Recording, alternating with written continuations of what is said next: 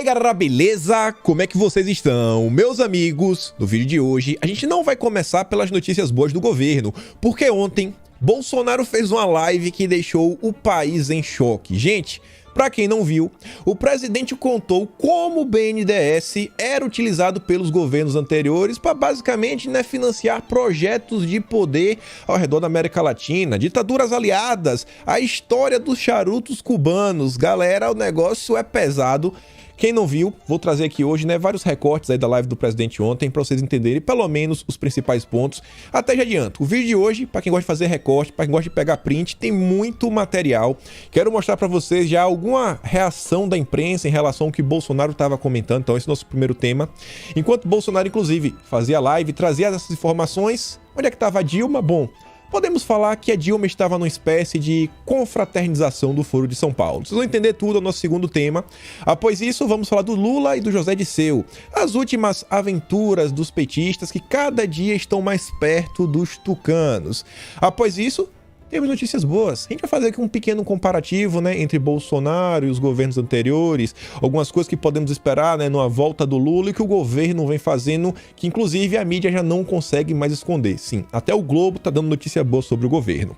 Depois, vamos falar sobre o seu Sérgio Moro. Esse daqui tá cada dia em piores apuros, Ontem ele oficializou a entrada dos garotos do Luciano Ayana no Podemos, estou falando do MBL. Hoje até vai ter uma live do Moro com o MBL, porque ele vai abrir as contas, Se vai abrir todas as contas, a gente já não sabe, já são dos 500. Só que aconteceu uma matéria dos aliados do Moro falando o seguinte: não, o Moro não chegou a ganhar nem 5 milhões, Um troco de bala, não foi nem 5 milhões, vejam só, as cifras que estamos falando, e temos outras informações sobre Sérgio Moro.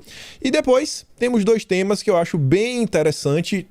Ambos envolvem controle, só que o primeiro, um controle da mídia. Aconteceu alguma coisa que vale muito a pena a gente comentar, que envolve aí liberdade de expressão, uso, assim, na verdade, contar mentiras através de meias verdades e, por fim, um controle mais regulamentar, regulatório, através do compliance. Enfim, tem muita coisa para a gente começar e já vamos aqui, falar da live do presidente. E eu já vou cortar aqui para os vídeos que a Elisa postou lá no Twitter. A Elisa postou alguns e a Anitta também. E vejam só, falaram várias coisas, falaram do BNDES. Eu separei aqui 3 vídeos, 3 grandes momentos que eu acho que resume bem algumas informações. Quem quiser ver a live completa, vai no canal do presidente e dá uma assistida.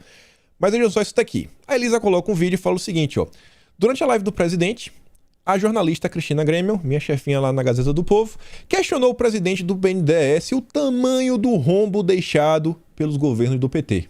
Nada mais, nada menos do que R$500 bilhão. Cara, inacreditável, inacreditável. Quando a galera fala assim, porque Lula, o triplex, o sítio. Gente, o que é o triplex ao lado do que o PT fez para financiar ditaduras? Cara, é um nada, sabe? Coitadinho do Lula se o problema dele fosse só o triplex, só o sítio. E olha só, olha aqui o vídeo, o recorte. Queria saber do presidente do BNDES mais detalhes sobre o rombo que fica agora para o povo brasileiro para pagar essas garantias que governos estrangeiros não pagaram das dívidas que eles contraíram com o banco quando fizeram esses empréstimos bilionários. Obrigada. Antes de você responder aqui, se você fosse um Maduro, você pagaria essa dívida? Não. É lógico que não. Se você fosse o atual ditador cubano, pagaria? Obviamente que não. Então isso aí eu acho que você já começa a contabilizar como perdido, isso mesmo? A gente contabiliza como perdido, é o total de US$1,5 bilhão que não serão recebidos.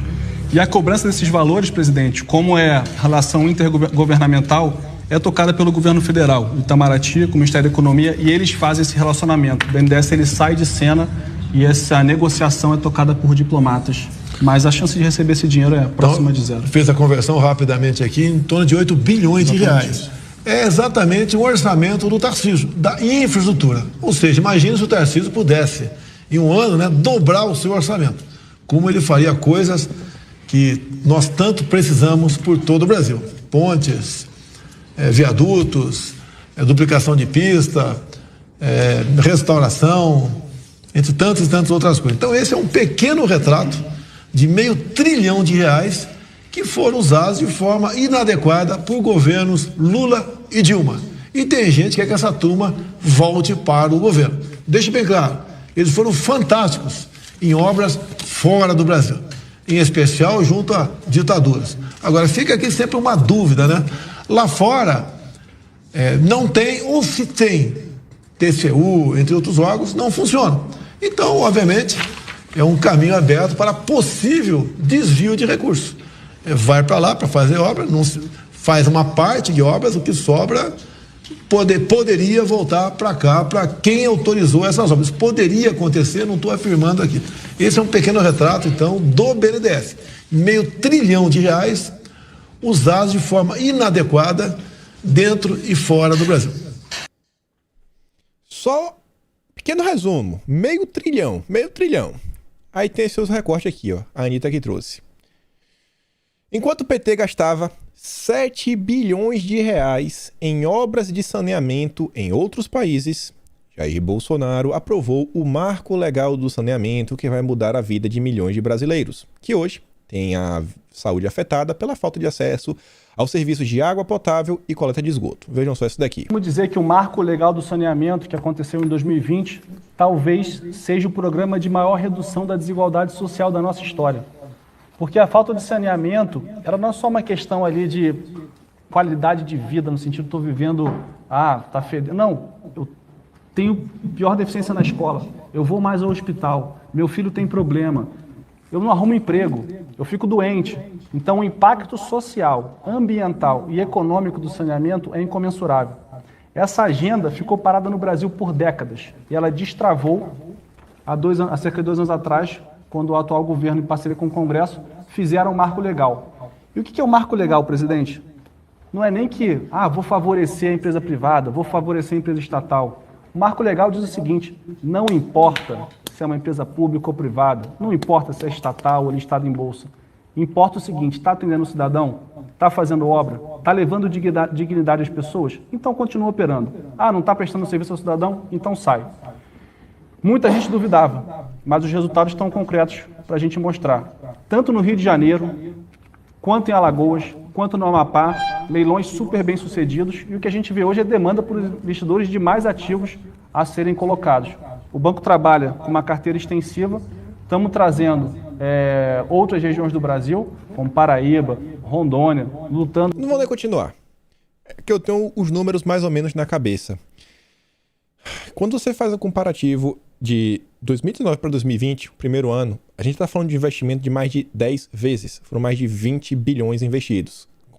Assim, um contraponto, né, que em 2019 foi em torno de 2 bilhões e pouco. Isso aí está falando do Marco Legal do Saneamento. É um assunto que eu sempre fazia questão de abordar em vídeo. Falava, gente, isso daqui é essencial, é importantíssimo.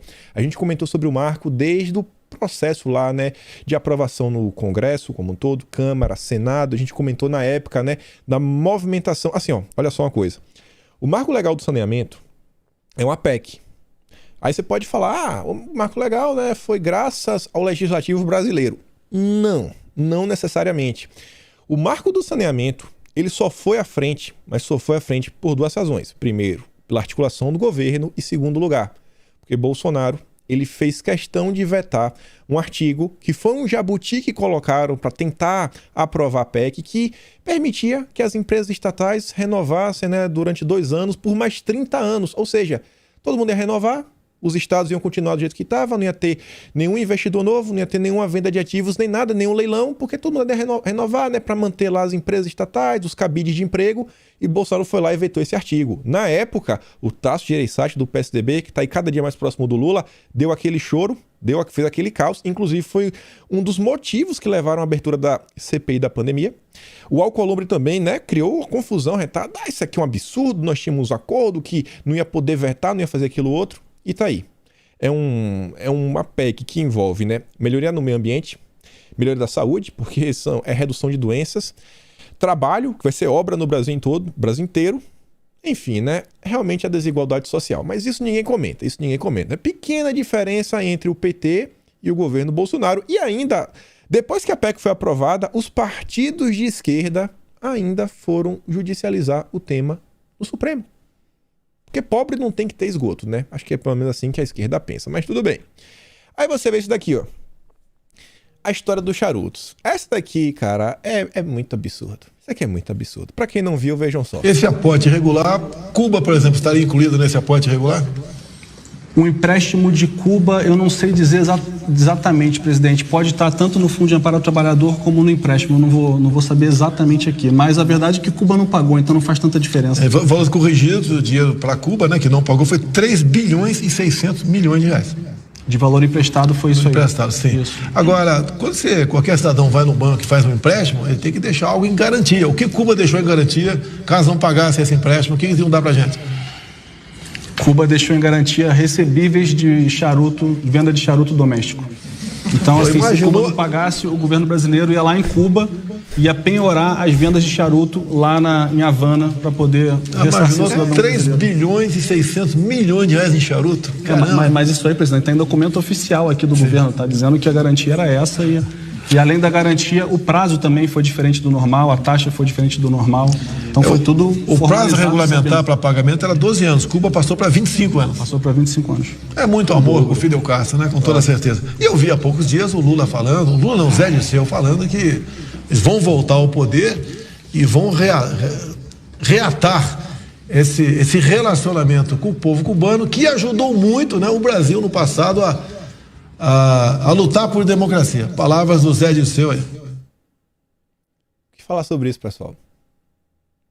Meu cigarro, minha vida, né? É o novo plano do governo. Ah, toma um calote, toma aí um charuto. Todo brasileiro agora vai ganhar charuto. Vai ser a nova moda do Brasil. 3,6 bilhões. Pelo menos, né? A garantia sodiou, agora a garantia são os charutos. É normal ter alguma coisa, né? Menos mal tem alguma coisa. É um absurdo. É um absurdo como as coisas acontecem nesse país. E aí, após a live do presidente, obviamente, o time do Lula tinha que entrar em campo. Várias notícias, várias na mesma linha. Aqui a da UOL, né, desenha bem, né, como foi o comportamento da imprensa. Atrás nas pesquisas, Bolsonaro usa a BNDES para atacar governos do PT e Cuba. Pronto! Dá uma informação, contar para o povo brasileiro o que foi feito com o dinheiro dele. É ataques. Isso tudo é porque ele está atrás das pesquisas. A mídia é porca demais, cara. A mídia não esconde, não esconde. A Elisa fala nojo. Isso não é jornalismo, é militância. O presidente da República, Jair Bolsonaro, junto ao presidente do BNDES, o Montizano, expuseram a sujeira do PT com dinheiro público. O que é que a imprensa faz, né? Ainda assim, insistem em subestimar a inteligência do brasileiro, defendendo aí, né, o ex-presidiário. Mas isso aqui, gente, é fácil de entender. É fácil. Porque os bilhões também caíram na conta aí, né, dos grandes jornais. O Carlos Bolsonaro tinha trazido aqui esse post no dia 26, que é o seguinte, ó. Governo comprou 23 bilhões em mídia desde os anos 2000. Entre 2000 e 2014, governo federal investiu massivamente na compra de espaço em emissoras, jornais, revistas e sites. 23 bilhões. Vamos mostrar aqui em 2015. Em 4 anos, Dilma gastou 9 bilhões em publicidade, 23% a mais que Lula. Essa é a razão. O Lula, melhor presidente da história, nunca teve tanto dinheiro para a imprensa. Tá aqui, pessoal. É tudo dinheiro. No final da história, é tudo pelo dinheiro. Tudo pelo dinheiro. E o interessante é assim, ó, a mesma imprensa que critica Bolsonaro por trazer verdades, em 2017, o Globo soltava matérias como essa. Lula pressionou BNDES a aprovar financiamento de porto em Cuba, diz o Emílio Odebrecht. Empreiteiro contou como a empresa foi envolvida no negócio. E o Fabiano relembra o seguinte, que por 8-3, o STF né, acabou cancelando todas as condenações de Lula, responsável pelo grande rombo nas contas do BNDES. Não existe dinheiro público, existe dinheiro dos pagadores de impostos. Enquanto tudo isso estava acontecendo, isso aí foi o bolo. Tinha que ter a cereja do bolo. Tem que ter a cereja do bolo. Então eu passeando ontem pelo Twitter, e aí eu vi aqui, né, esse cosplay, né, essa pessoa fantasiada de Matrix, sabe o que é Matrix? Aqui tá uma dúvida se é a Trinity, esse é o próprio Neo, né? Dilma Rousseff. Aí eu vi essa foto aqui, eu falei, é Dilma? Aí vem, não, Peru Libre. E quem deu RT nisso daí foi o Leonardo Coutinho, né? Que é um cara que sempre tá dando um bizu aí, né? Nessas movimentações da esquerda, marxista, socialista, também ali do chefe do João Dória. Eu falei, rapaz, peraí, deixa eu dar uma olhada. E essa foto da Dilma, na verdade, ela tava num compêndio de 4 fotos. Uma postagem de um perfil verificadinho, um perfil em espanhol, né? Escrito em espanhol, falando o seguinte, ó, Peru Libre saluda la asunción de mando de la primeira mulher presidente de Honduras. Não sei falar em espanhol, mas enfim, na verdade 3 fotos. Eu vi aqui a Dilma Rousseff e falei, mas rapaz, olha que interessante, né? A Dilma em Honduras, Honduras eu sei que é um pessoal do Foro de São Paulo, né? Tá longe de ser um governo democrático. Muito longe. Inclusive, Honduras é um dos países que o José Dirceu se orgulha. Numa entrevista que eu acho que ele deu entre 2011 e 2013. Até aqui sem uma plataforma, pode ter 2 minutos, um pouquinho. Ele é um senhorzinho já de idade, meio cheinho, um careca aqui em cima, com óculos, que o Dirceu conta como o Foro de São Paulo foi, assim, fundamental para a esquerda chegar no poder em vários países da América Latina e do Caribe. Um deles foi Honduras. E aí eu fui lá, né, dar uma olhada na internet sobre o que é esse Peru Livre. E aí eu descobri que é um partido do Peru. E o interessante é o seguinte, né, que o secretário-geral, o líder, porta-voz, é esse senhor aqui, o Vladimir Cerrón, que é o que está compartilhando a Dilma. Você vê que esse partido tem uma afiliação internacional. Foro de São Paulo, olha só, quem poderia imaginar Foro de São Paulo, né? Por isso que a Dilma está junto com eles. Um partido, né, a ideologia, socialismo do século XXI, marxismo-leninismo, mariateguismo, não sei o que é isso, vai outras maluquices, né? Eu achei uma coisa também interessante. Aqui, pô, botei aqui essa caneta em cima, mas olha só. Esses números aqui, eu acho que é como esse partido ele vem sendo composto, né, desde Congresso, Parlamento, governadores regionais, né, províncias, não sei, os distritos, não sei como é que isso realmente se dá no Peru. Só que você vê o seguinte, ó. Olha proporcionalmente onde esse partido tem maior representatividade. Que informações da Wikipédia, né? Congresso. Você vê que o Congresso é um ponto-chave em qualquer país, porque lá é onde as leis, né, são tramitadas. Você vê que a esquerda Foro de São Paulo sempre está preocupada com o Congresso, o Legislativo. E no vídeo de hoje a gente vai comentar sobre isso quando a gente fala de Lula e José Dirceu. Olha só como são as coisas, né? O Foro de São Paulo ele tem uma estratégia, um método de atuação que é Congresso. A presidência, óbvio, né? Mas o Congresso também é essencial. O Congresso Federal. Beleza, vereador, prefeito, governador, mas Congresso. Tem que ter o Congresso. Só que não para por aí, né? Vamos ver. A Dilma estava lá na presidente de Honduras. Fui atrás para saber quem é a nova presidente de Honduras. E é uma senhora chamada Xiomara Castro. Não sei se é parente do Fidel Castro. Agora, o que eu sei é que ela é esposa do Manuel Zelaya. Manuel Zelaya é um amigo do José Dirceu. Mas beleza, antes de chegar lá, né, foi lá o partido dela. Ela é do Partido Liberal, né, até 2011. E atualmente, né, ela é do Partido da Liberdade e Refundação. Aí eu fui atrás desse partido, né, no site oficial do Foro de São Paulo. Quando você vai ver, o único partido de Honduras que é membro do Foro de São Paulo é o partido da presidente. Foro de São Paulo de volta em Honduras. Não pode dar mole. Foro de São Paulo tá voltando aí em todo o continente, né? Nos Estados Unidos não, mas na América Latina e Caribe tá vindo com tudo. Não dá para dar mole. O Manuel Zelaya sabia que era do Foro de São Paulo. Também foi dar um bizu aí na vida dele, né? Aí você vê, ele é do mesmo partido aqui, o Libre, né? Que é o partido do Foro de São Paulo. E ele foi presidente entre 2006 a 2009. 2006, 2007, 2008, 2009. E por que ele deixou de ser presidente, né? Ele não foi reeleito. Será que a população ficou insatisfeita com ele? Não foi isso que aconteceu. Veja se isso daqui não é a mesma coisa que aconteceu na Venezuela, a mesma coisa que basicamente o Lula já está prometendo fazer caso volte ao poder. E a gente volta. O Foro de São Paulo tem um método de atuação, né? É um case de sucesso. Como destruir países. Aí você vê, ó. Tentativas de modificar a Constituição. Opa, ele tentou modificar a Constituição. Não, isso aqui não. O PT jamais faria isso. O presidente Zelaya chamou a atenção internacional em junho de 2019, quando foi derrubado por um golpe militar e forçado ao exílio, né? Já tá com cheiro que quem escreveu isso aqui foi um cara da esquerda. A crise que levou à sua destituição do cargo girava em torno da questão de saber se seriam feitas mudanças na Constituição de 82. Zelaya propôs uma pesquisa nacional para avaliar o interesse na mudança constitucional, o que provocou uma reação feroz dos partidos da oposição. Os responsáveis pelo golpe justificaram suas ações alegando que o interesse do Zelaya em, possivelmente, convocar uma Assembleia Constituinte para redigir uma nova Constituição era ilegal, e também eles alegaram que o Zelaya, o verdadeiro motivo por trás de tudo é que ele queria aumentar seu tempo no cargo. Não, duvido. Nenhum ditador do Foro de São Paulo quer se perpetuar no poder. Quem já viu isso? O Maduro mesmo, você vê, como na Venezuela democrática, como tem uma alternância de presidente, alternância de poderes. Tô sendo irônico, Você vê, pessoal, é a mesma coisa. A vitória do Lula é isso daqui. O Lula já avisou. Vai destruir a reforma da Previdência, vai destruir a reforma trabalhista, vai destruir o teto de gastos, vai censurar, as redes sociais. Até o jornalismo falou que vai colocar freios. Do jeito que tá, não dá. Do jeito que tá, pro Lula não dá.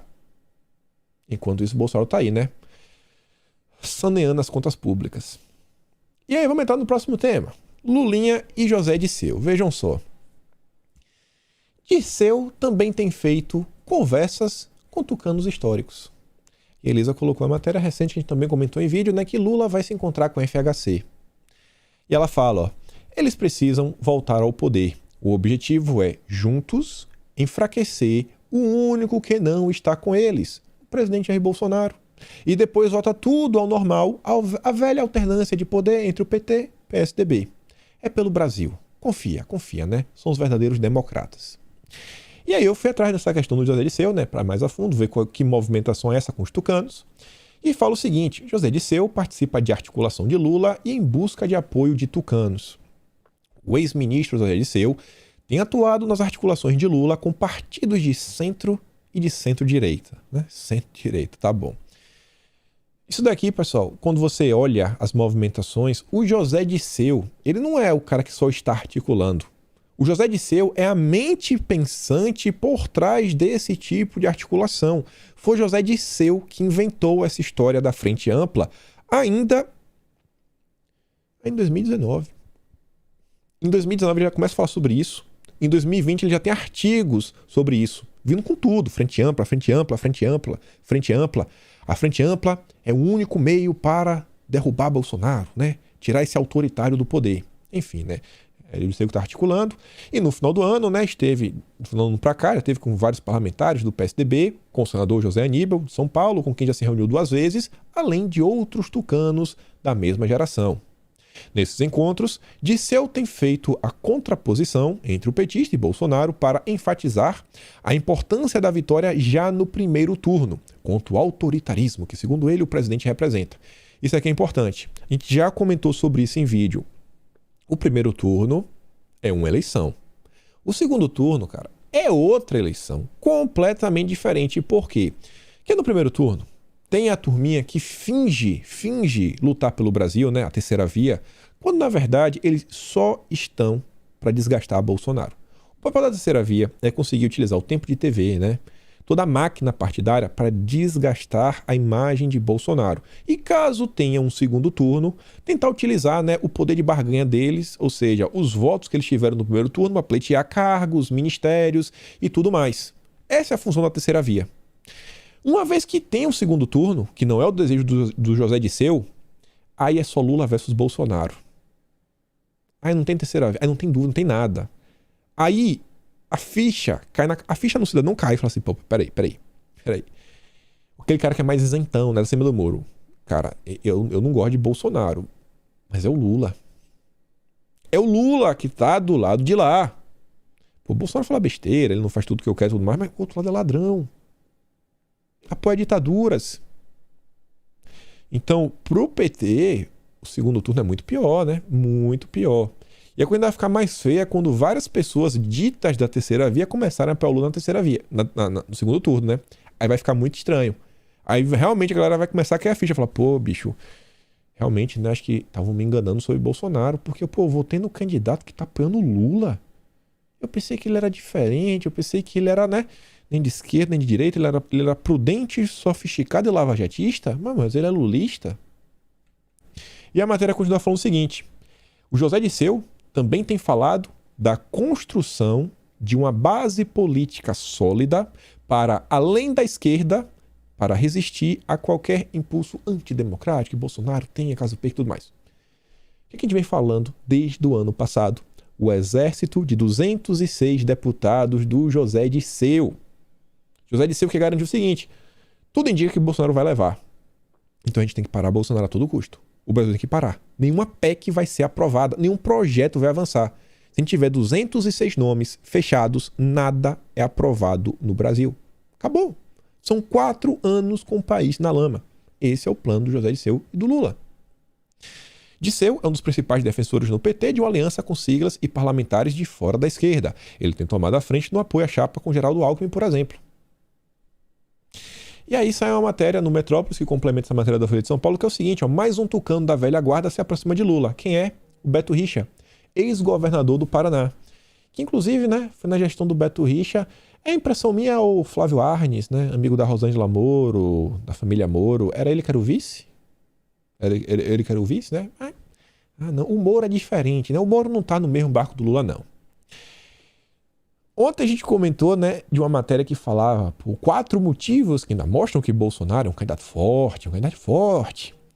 E ontem também saiu, onde comentou em vídeo, e ontem, ao longo do dia, saiu essa matéria aqui, ó. Bolsonaro é competitivo, oferece o produto ódio, disse a presidente da OAB. Balela.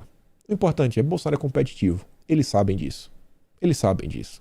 Sabe? Pesquisa, tudo mais, a gente vai falar até da pesquisa. Mas, cara, não cola. Não cola. Não vem com essa ideia que Bolsonaro derreteu. É Lula com 75% dos votos no primeiro turno. Isso não é. Inclusive, ontem sai uma pesquisa. Aí o Lula volta a ter 44%. Tá aqui na esquerda. Tá meio cortado, né? Só fiz essa questão de trazer isso daqui, porque a coisa tá tão descarada que até o Marcelo de Carvalho, dono aí da Rede TV, comentou o seguinte: como é possível, na mesma data, uma pesquisa dá 20% de diferença e a outra 2,3%? Ministro Barroso, divulgar pesquisa falsa é fake news. Ele tá comentando, né? A pesquisa de anteontem, a diferença entre Lula e Bolsonaro é 2,3%. Já na pesquisa de ontem, a diferença é de 20%. O que tem? Tem uma coisa errada. Tem alguma coisa errada. Tá tão escancarado, até porque a pesquisa de anteontem, que a diferença é pequena, é do Banco Modal, a pesquisa de ontem é do Banco XP, e são do mesmo dono, né? A XP é dono da Modal. A coisa tá tão gritante que o Globo soltou uma matéria. XP e Modal, cujo controlador é o mesmo, divulgam pesquisas eleitorais desde antes. As pesquisas não estão encaixando. E aí, óbvio, o time da imprensa tem que entrar em campo pra... Não, olha só. A pesquisa pró-Bolsonaro ouviu mais bolsonaristas que técnica recomenda. É que assim, né, aquela exceção à regra, a gente acabou ligando... Sabe quando você joga na Mega Sena e você acerta? Foi tipo isso, né? A gente ligou para 2.000 telefones e, infelizmente, todos os telefones que nós ligamos eram de bolsonaristas. Esse que era o problema. Já entrou a imprensa, né, para tentar justificar. Não, aquela pesquisa não vale. A pesquisa que Bolsonaro, a diferença é pequena, não teve nenhuma repercussão na imprensa. Nenhuma. Só uma matériazinha lá no UOL, uma matéria no Estado de Minas. Acabou. Folha de São Paulo mal comentou, Metrópolis não falou nada, Globo, idem, Estadão, ninguém tá aí. O importante é descredibilizar. O Lula tem que vencer no primeiro turno com 75% dos votos. E aí vamos falar dele dois, né? A diferença entre Bolsonaro e Lula. Com boas notícias, alguns comparativos. Vejam só. Eu sempre falo para vocês da importância da gente dominar as narrativas. Porque quando a narrativa é sua, cara, quando você fala naquele tema, as pessoas, ainda mais em ano de eleição, elas já associam aquele tema a uma pessoa. Principalmente quando é coisa boa, né? Todo mundo quer ser, né, o grande bastião do combate à corrupção. O Moro finge, né, que ele quer combater a corrupção, mas a gente está vendo realmente um governo combatendo mais corrupção do que nunca, né? Recorde de apreensões de droga e tudo mais. E aí o governo Bolsonaro recentemente fez uma coisa, né, que deixou a esquerda sem palavras. Deu 33% de aumento no piso dos professores. E aí? Reclama aí agora. Fala que Bolsonaro não liga para educação e tudo mais. Aí o que a esquerda faz? Tenta tomar para si a narrativa. O filho do José Disseu fala o seguinte, ó, lembre-se, nós obrigamos Bolsonaro a pagar o piso salarial de 33% dos professores. Não teve nada disso. Nada disso. Mas aqui é o controle da narrativa. Eu sempre bato na tecla do quê? Da reforma do judiciário. Tem que ser nossa. Senão o PT, né, vai fazer 1001 confusões. A Tsuki fala o seguinte, ó, como a esquerda vai vender o aumento do salário dos professores? E como realmente foi. Governadores e prefeitos não queriam o aumento, mas não falavam em público e a culpa do possível não aumento cairia toda em cima de Bolsonaro. Políticos são sujos demais, chamada da Globo, idem. Aquela, eu não sei se coloquei a matéria da Globo, mas você vê aqui, ó, matéria da Revista Oeste. Cadê meu mouse? Confederação de Municípios contraria Bolsonaro e orienta reajuste menor a professores. Prefeitos não querem, governadores também não querem. O presidente dá aumento.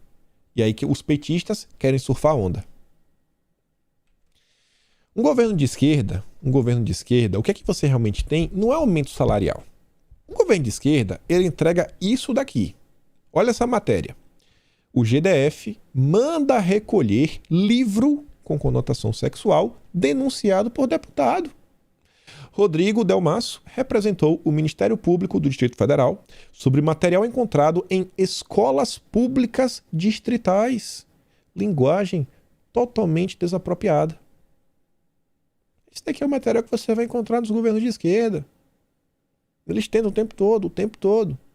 Eu acho que o Distrito Federal não está sendo governado pela direita, né? O Senso Comum fez aqui um pequeno resumo, em poucas palavras, eu preferi do que trazer a matéria do Metrópolis. Livro infantil descreve lambida, onde você faz o número 2, entre a raposa e jabuti. Não vou me recuar até contar, né? Falo isso daqui. Obra com trechos poéticos como untou seu número 2 com bastante mel e meteu a língua para chupar o mel. Deixou de educar criancinhas na arte, né, de não vou nem falar o quê. Para criança, um livro para crianças, olha só. O Renato faz o seguinte comentário: vote no Lula e o Estado obrigará o seu filho a consumir este tipo de conteúdo na escola. Vote no Moro e você será obrigado a comprar este tipo de conteúdo para o seu filho. De qualquer forma, você vai ser obrigado. Aí você vê, para quem fala que o governo Bolsonaro abandonou o combate, né, a batalha cultural, a guerra cultural, o PT só quer uma coisa na cultura. Uma coisa só: apagar tudo o que Mário Frias fez. Tudo.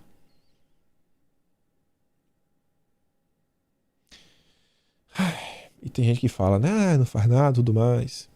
Vocês percebem, gente, como o pessoal assim, então a direita super conservadora, né, elas não comentam da cultura. Muitas vezes eles têm até raiva, né, do Mário Frias. Por quê?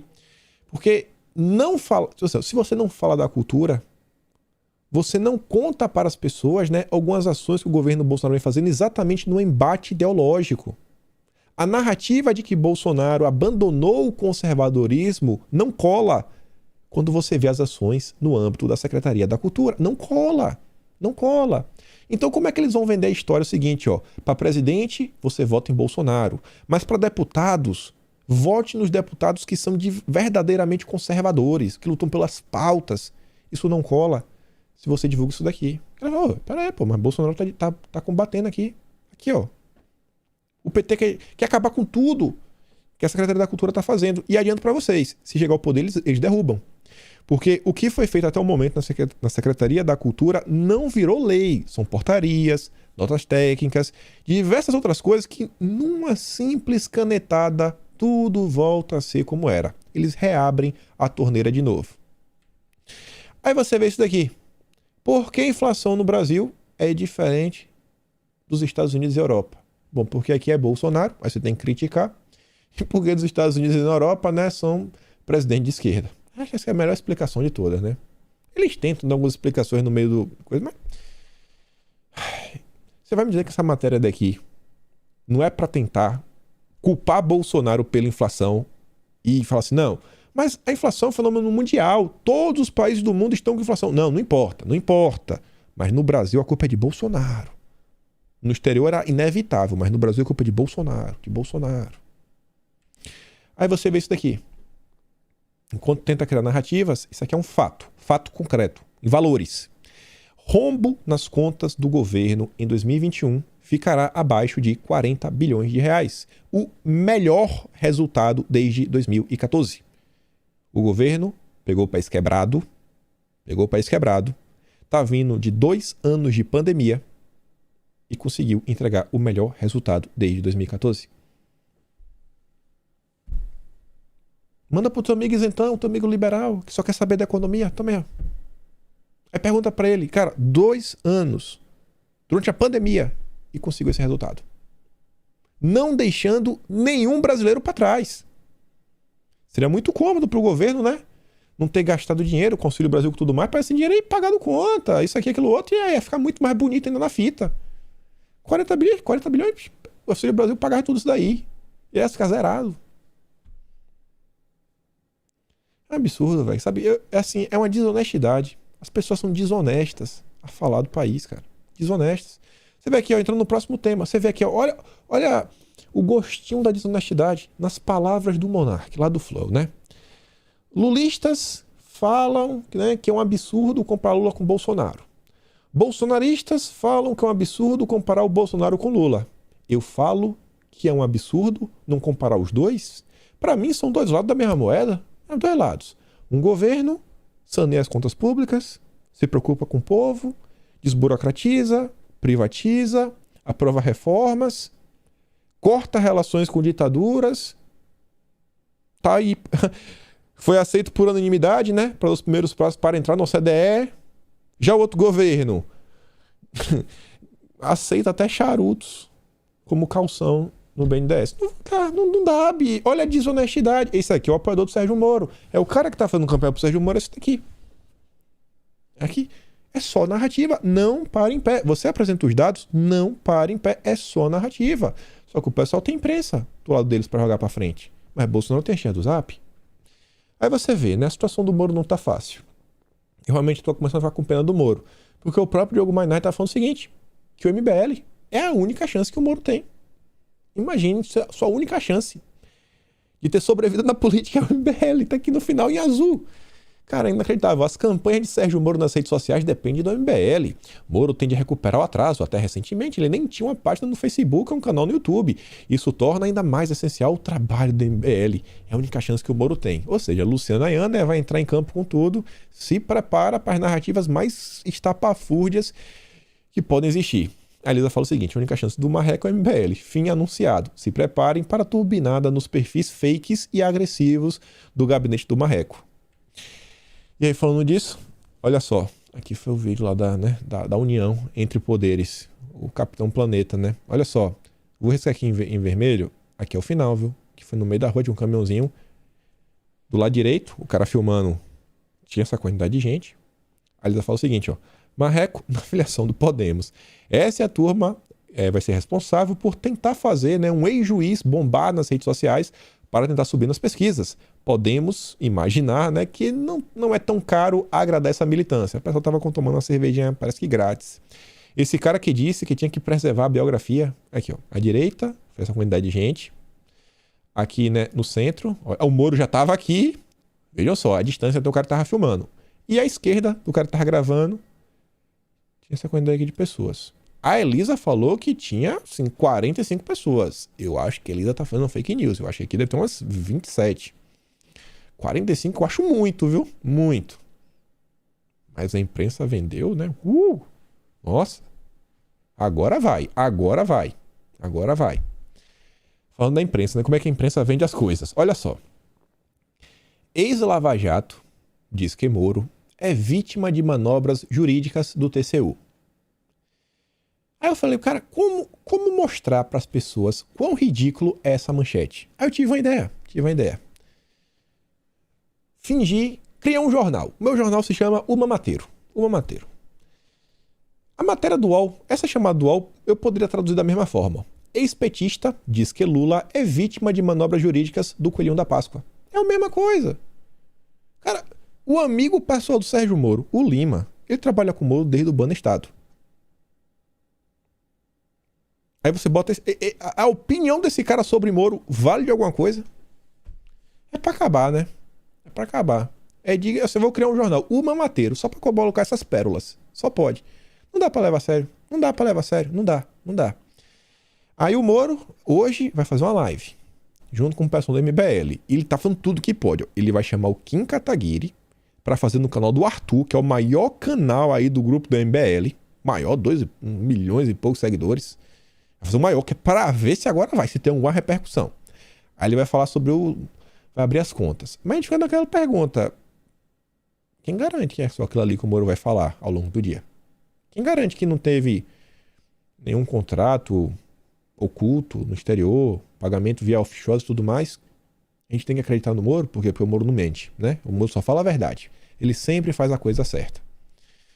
Bom, se o Moro abrir as contas e passar perto disso daqui, eu já acho que vai ficar muito estranho, né? Rendimentos de Moro não chegaram a 5 milhões. A pessoa, não, o Moro só ganhou 4 milhões e meio. Em menos de um ano de trabalho. 4 milhões e meio. Sério. E eu não vou falar que isso aí é normal. Moro, quanto juiz, né? Com todas aquelas regalias, tendo auxílio moradia, mesmo tendo casa própria em Curitiba, em um ano ganhava em torno de 650 mil reais. Aí ele ganhou, sei lá, quase 5 milhões. Isso sem ninguém ainda ter a certeza que não teve nada lá fora. A imprensa já tá fazendo a parte dela, né? Tentando, não, olha só, não, tá tudo bem.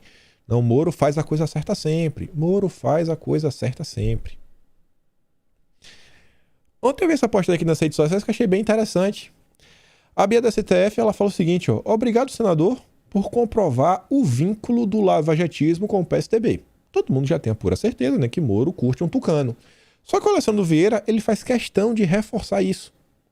A possibilidade de federação, seja com o PSDB ou Podemos, exige ajuste coerente de programa em comum em garantia de mecanismos justos e transparentes de atuação conjunta durante 4 anos, em especial definição de candidaturas e formação de chapas em todas as esferas sem imposições.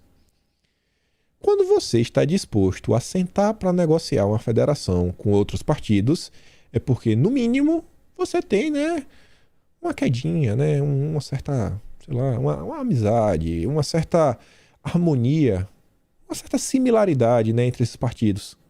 O Alessandro Vieira, que é do Cidadania, está falando em uma possível federação entre o Cidadania, o Podemos e o PSDB.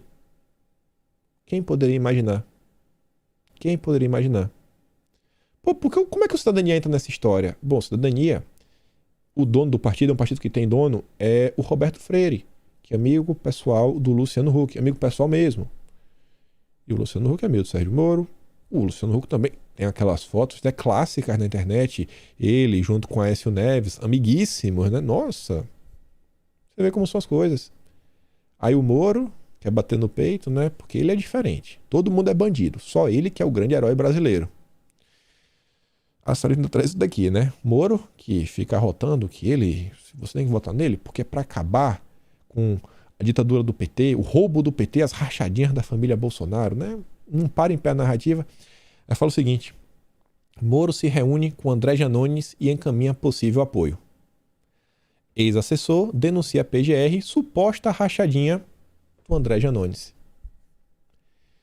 Prudência, sofisticação e lavajatismo. Faça a coisa certa sempre. Esse é o grande ex-juiz Sérgio Moro. Confia nele, confia que vai dar certo.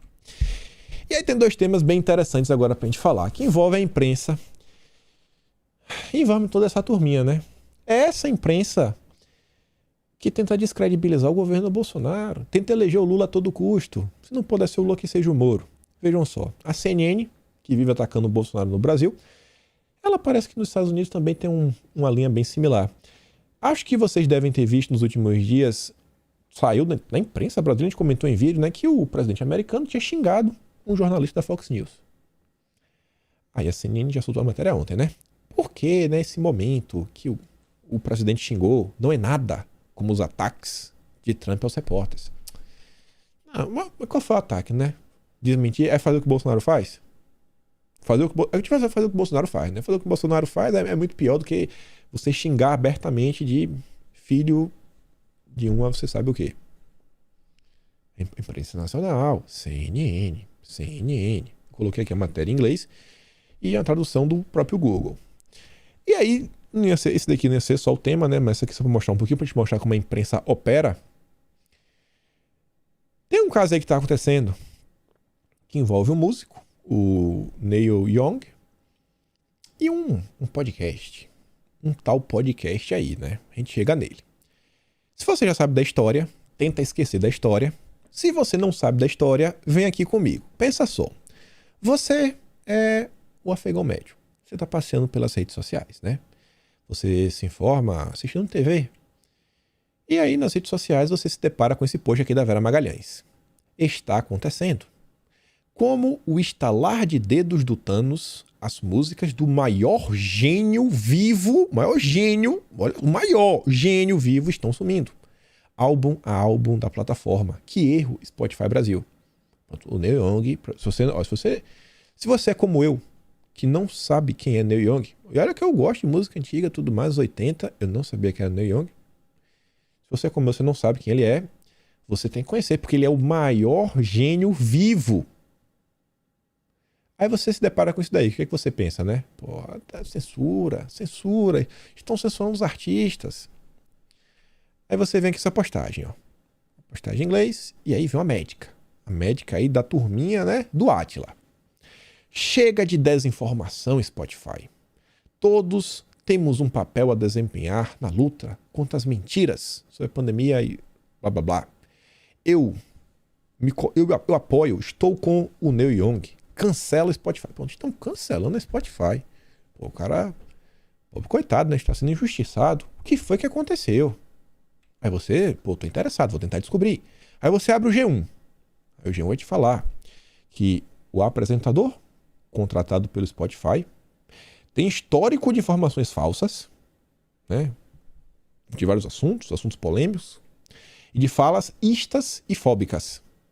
A empresa mantém podcast no ar mesmo sob crítica. Ah, tá, esse negócio então já envolve esse cara. Olha só, né? Só faltou... Você vê que não conseguiram encaixar a extrema-direita, né? Ficou faltando extrema-direita, né? Porque não dá pra classificar o cara como extrema-direita. Mas faltou. Ficou assim. Você que é um cara que já tá mais descolado, você acha estranho. Pô, mas esse cara não é de extrema-direita. Aí você vê outra matéria do G1. Spotify retira músicas de Neil Young após cantor exigir que a plataforma apagasse um podcast anti alguma coisa. Anti-imunizante. Pô, que pobre coitado. Ele lutou contra a desinformação e ele que foi penalizado. O que é que tá acontecendo? Que mundo é esse? Olha como a mídia trabalha, né? Contando meias verdades. Ele realmente foi removido da plataforma. Ele realmente, né, exigiu que o podcast fosse retirado do ar. Mas e o que é que tá faltando nessa equação? Tá faltando algumas informações. Mas olha só, ainda estamos chegando lá. Aí você se depara nas redes sociais com o nosso Tedros, o nosso dançarino. Quem nunca viu o Tedros, né, dançando no barzinho, aquele shortinho, copinho de cerveja na mão. Brincadeira, não é o Tedros, é o primo dele. E aí um perfil verificado fala o seguinte: o secretário-geral do OMS agradece posicionamento do Neil Young a favor dos imunizantes. Algo interessante na história do músico é que ele foi vítima, né, blá blá blá e tudo mais. E nossa, esse músico é demais. É a tradução do Tedros, né? Obrigado, Neil Young, por se levantar contra a desinformação, imprecisões e todo aquele blá blá blá. Setor público e privado, em particular plataformas, né, social media, todos temos um papel a desempenhar para acabar com, sabe, infodemia. É uma pandemia de informações erradas. Assim, é sensacional. E eu achei que isso é interessante, é o seguinte, ó. Ele escreveu em inglês, cadê, senhor? Infodemic. Conseguiu traduzir. Ou seja, essa palavra já existe. Infodemia. Já existe uma palavra para a tradução no português. Olha só como são as coisas. Tenta escrever uma palavra numa palavra nova. Inventa uma palavra. Não vai ter tradução em português. Aí você vê aqui duas matérias. Aqui só para você ver um contraste, né, entre uma mídia de esquerda, Folha de São Paulo, e uma mídia um pouco mais à direita, a Gazeta do Povo. Podcast anti-produto lá, né? Criticado por Neil Young, já saiu do YouTube. Ó, já saiu do YouTube, né? O Spotify podia apagar também, tá vendo que tem que tirar? Tá vendo que tem que tirar? Por que o Spotify não tira? Por que não tira? Por que não tira? Enquanto a Folha de São Paulo chama de anti alguma coisa, só faltou falar de negacionista, né? A Gazeta do Povo fala o seguinte, ó, Spotify exclui música de Neil Young após briga sobre podcast pró-liberdade de expressão. Ah, liberdade de expressão. Tá começando a mudar. Está começando a mudar. Tá, mas a gente chegou até aqui agora e eu tô falando pra vocês, isso daqui não é o que realmente aconteceu. Não é o que realmente aconteceu. Não é. Dentro ainda da grande imprensa, a gente consegue descobrir em poucas palavras o que aconteceu. E aí você se pergunta o seguinte, cara, por que as outras empresas não fazem questão de deixar bem claro na manchete o que realmente está acontecendo? Por que eles precisam omitir coisas para manipular a opinião pública? Você vê aqui a TV Cultura. Em um parágrafo resume o que todas aquelas matérias não conseguiram contar.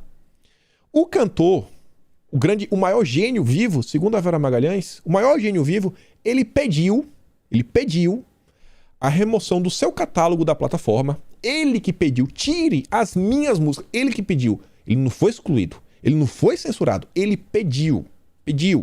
Retire o meu catálogo após a empresa se recusar a tirar do ar um controverso podcast acusado de disseminar informações falsas sobre a pandemia. Já que não quer tirar o podcast, tire minhas músicas. Ele que pediu. Mas não. Aí agora vem. Ele é o pobre coitado. É um pobre coitado. Ah, eu estou junto com o Neil Young. Meu Deus, ele precisa da nossa ajuda. Está sendo perseguido. Quando é alguém com a direita, esse pessoal bate palma das perseguições contra a direita. Quando é eles que tentam perseguir e não conseguem, eles se vitimizam. Tipo assim, ó, tinha uma pedra no meio da rua. Ele saiu correndo. Não era uma pedra, uma brita. Não era uma pedra portuguesa. Era uma rocha de 5 toneladas. Ele saiu correndo e ele chutou a rocha. Aí ele machucou o pé dele porque ele chutou a rocha. Ele não conseguiu destruir a rocha. E ele reclama. Ai, meu pé. Olha o que a rocha fez com o meu pé. É tipo isso. É um absurdo, cara. É um absurdo como a imprensa faz as coisas. Não coloquei aqui não, deixa eu ver. Coloquei aqui, ó. Já entrando no próximo tema. Eu sabia que tinha essa postagem do Leandro Ruschel. Ele fala o seguinte, ó. O Neil Young é um grande músico, porém, de esquerda, né? Como tantos outros. Ele pediu que o Spotify censurasse o podcast do Joe Rogan ou retirasse as suas músicas do serviço. Joe Rogan é o maior podcaster do mundo com 11 milhões de ouvintes por programa. O Spotify tirou a música do cantor, né? Falou, amigão, a gente tem um contrato com o Joe Rogan, a gente contratou ele. Ele é o maior podcaster do mundo. Você vê assim, a imprensa... Ó, eu faço bastante vídeo. Eu vou passar o Joe Rogan em breve. Não sei, viu? Eu acho que ele produz muito também. Eu tô no episódio hoje 827. O Joe Rogan já tá no 1700 e... Lá vai fumaça. 1700 lá vai fumaça. Ele conversa com políticos, artistas, celebridades, empresários, médio. Ele conversa com todo mundo. Mas a imprensa brasileira quer reduzir o cara a... Não, um podcast anti e muitos anti. Nossa, não, por causa de um episódio. Não é um episódio. Ele classifica o podcast como um todo. E não é qualquer pessoa. É o maior podcast do mundo. É um cara que tem 11 milhões de ouvintes por programa. A imprensa brasileira é muito baixa. É muito baixa. Se eles fazem isso com a celebridade internacional, o que vocês acham que eles não fazem diariamente, né? Com a direita, sob o governo. Isso daí que às vezes... Aqui é um ótimo caso também para você mostrar para os seus amigos então, falar, cara, você manda assim um recorte, tem um canal de recortes aqui, eu tenho um canal de recortes, sempre tá no link da descrição, as pessoas perguntam, bota uns recortes, cara, já tem, tá na descrição dos vídeos, tem lá, corte do Kim. Manda esse papo, falei, que, cara, tu que é aí quem então, que fala da imprensa, mas tu acha isso aqui normal? Tu acha a imprensa agir dessa forma? Isso daqui é jornalismo de verdade? Mas enfim, já sobrou pouco tempo para comentar sobre o último tema, mas vamos lá, se passar um pouco de hora, mas eu quero comentar sobre isso daqui hoje. Lá vem a Bia de novo do STF, ela trouxe uma matéria muito interessante, que envolve aí carros elétricos versus carros a combustão e o CEO da Volkswagen. Ele falou que é impossível abandonar o motor a combustão, pelo menos nos próximos anos. É impossível. E por que achei a matéria interessante? Olha só. Apesar de estar investindo pesado em carros elétricos, a bateria e tudo mais, ele falou que vai ser impossível aposentar o motor a combustão da forma que a União Europeia quer impor. Não a imposição da população, dos consumidores, dos chefes das nações. Não, é de um organismo supranacional de pessoas que não são eleitas pela população. O principal componente do carro, né, é a bateria. Não vou entrar nesse tema. É difícil de fabricar. É uma tecnologia que ainda tem várias limitações, mas enfim, né? É grande, caro, pesado. E o CEO da Volkswagen, né, ele disse que para ter elétricos representados por 50% das vendas do grupo até 2030, como a União Europeia exige, seria necessário 6 gigafábricas de baterias prontas e em funcionamento até 2027 e 2028. E é difícil, cara, colocar isso em prática. O executivo lembra que isso seria apenas para atender a Europa, não o mundo inteiro. Continente onde o grupo Volkswagen representa por 20% do mercado. Essa atitude de abandonar os motores a combustão e trocá-los pela propulsão elétrica é simplesmente impossível. Na entrevista, ele apresenta outro desafio para essa transição na propulsão dos veículos. Carros elétricos só fazem sentido se a energia elétrica vir de fonte renovável. Ele afirma que, enquanto um país tiver uma matriz energética poluidora, não faz sentido. Por exemplo, Polônia, 100% da energia de lá vem de usinas de carvão. Lá, um carro elétrico seria mais sujo do que um veículo a combustão externa. Não faz sentido, sabe? Você está queimando carvão para ver a eletricidade, para depois você pegar a eletricidade e converter em energia motora, energia cinética. Cara, não faz sentido. Vai poluir ainda mais. E você vê, ó, segundo ele, o etanol brasileiro é praticamente livre de CO2. Etanol trabalha com combustão, né? É um motor de combustão, só que vai ser gasolina e etanol. Por isso, ainda não faz sentido abandonar os motores a combustão por aqui a favor dos elétricos. Em 2021 foram anunciados investimentos da Volkswagen no Brasil para desenvolver híbridos com motor flex e as células de combustível e etanol. Na última semana, outro CEO, Carlos Tavares, chefe da Stellantis, afirmou que a escolha dos elétricos como futuro foi uma decisão política e não uma decisão do consumidor. E aí você vê, o Leandro Ruja fala o seguinte, ó, os chefes do João Dória são o país que mais polui. Eles poluem mais do que todo mundo. O Xi fala o seguinte, a transição para a matriz energética mais limpa não pode colocar em risco o suprimento de comida, energia e material para o meu povo.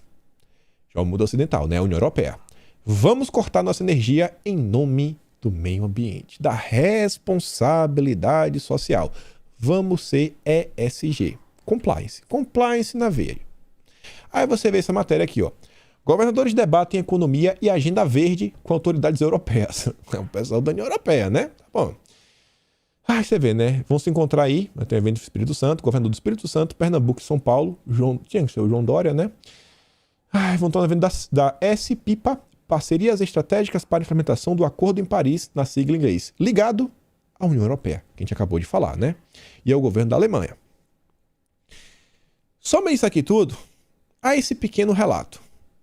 A gente já comentou bastante, né, de como essas regras só fazem atrapalhar a vida dos cidadãos e só fazem criar reservas de mercado, que é o seguinte, se a União Europeia está determinando que vai ser carro elétrico, vários setores da economia vão perder dinheiro e novos setores vão ganhar dinheiro.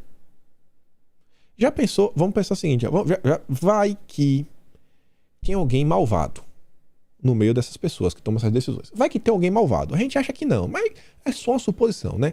Aí o cara malvado, ele tem um amigo que fala o seguinte, ó, eu tô querendo ganhar dinheiro, eu vou abrir uma fábrica de baterias e tu vai trabalhar para, através de regulação, obrigar carros elétricos, porque eu vou ter uma fábrica de bateria e eu vou vender carro elétrico, ó, tu vai me ajudar. Mas isso não acontece no dia a dia. Isso não acontece, é só uma suposição. Então, assim, são várias coisas muito estranhas que vão acontecendo. E essas mudanças, né, elas redirecionam o fluxo do dinheiro para bolsos diferentes.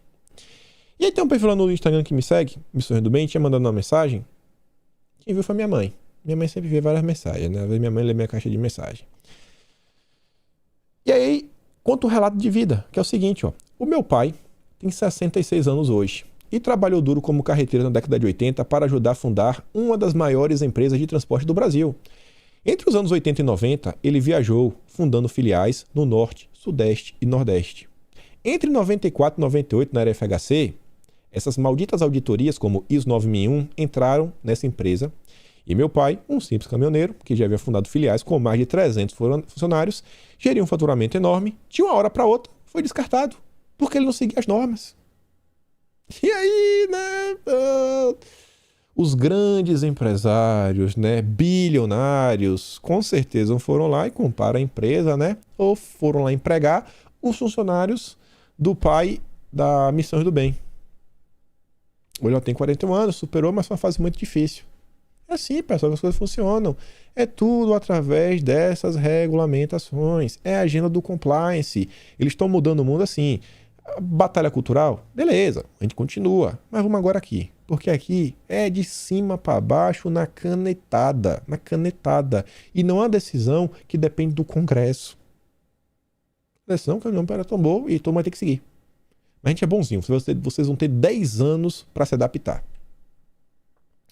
Não vou comentar sobre isso daqui não, né? Porque aqui já passou de 1 hora. Fico por aqui.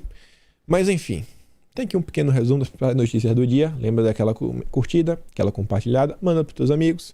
Se inscreve no canal, nas minhas redes. Se gosta do meu conteúdo, considere virar membro do canal. Me apoia também pelo Patreon. O link tá sempre... Tem vários links na descrição. Clica na descrição do vídeo, vê o que tem na descrição, dá uma lida. E a gente se vê amanhã. Aquele grande beijo, abraço, tamo juntos e valeu. Fui!